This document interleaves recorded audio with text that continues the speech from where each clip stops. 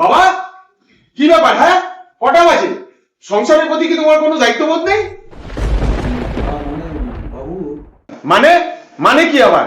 জানো না 11:30টার সময় তোমার নাতির স্কুল ছুটি? আসলে বাবু, আমার না একটু ভুল হয়ে গেছে। বাবা, সারাটা জীবন তুমি শুধু খালি ভুলই করে গেলে।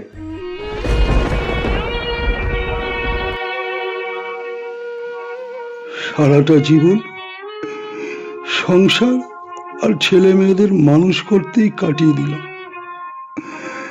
আর এখন ছেলের থেকে শুনতে হচ্ছে কোনটা ঠিক কোনটা ভুল। হায় রে! আরে কি হলো কি? কেন রে বাবু, আমি আবার কি ভুল করলাম? আজ থেকে 15-20 বছর আগেকার কথা ভাবো তো। দিল্লি রোডে 20-30 হাজার টাকা করে কাটা জমি বিক্রি হচ্ছিল। তোমাকে বলেছিলাম কিছু জমি কিনে রাখতে, তুমি শুনলে আমার কথাটা? কিনলে কি হতো? কি আবার হতো? সেই সময় মন্টুর বাবা 10 কাঠা জমি কিনে রেখে দিয়েছিল ওইখানে। আজকে সেই জমি 2 কোটি টাকায় বিক্রি হলো। দেখ বাবু, সে সময় পরিস্থিতি সেরকম ছিল না যে আমি কিছু জমি কিনে রাখবো। আচ্ছা বাবা, তোমার পরিস্থিতি কবে ভালো ছিল বলো তো? আমার এত আফসোস হচ্ছে না যে কি বলবো। এই এক কাপ চা বানাও তো।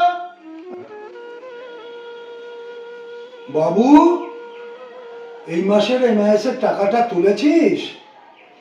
মাত্র তো 5,000 টাকা, সেই জন্য কি তোমার ঘুম হচ্ছে না? এই নাও তোমার টাকা।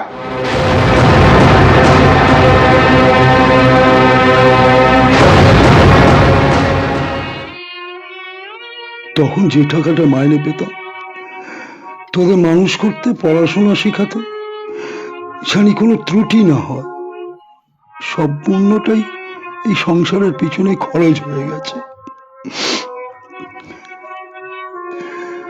যাক, এইসব কথা ভেবে আর কি হবে।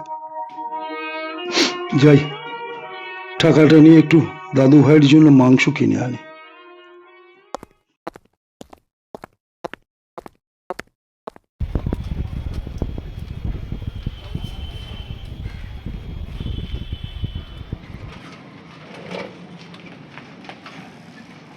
আরে নিমাই, কি করছিস এখানে বসে? দেখে মনে হচ্ছে খুব টেনশনে আছিস। মন্দা আর বলো না, বসো, পাশে বসো, সব বলছি। বল এবার তো কি হয়েছে? আরে আর বলো না, বাবার কথা ভাবছি বুঝলেন।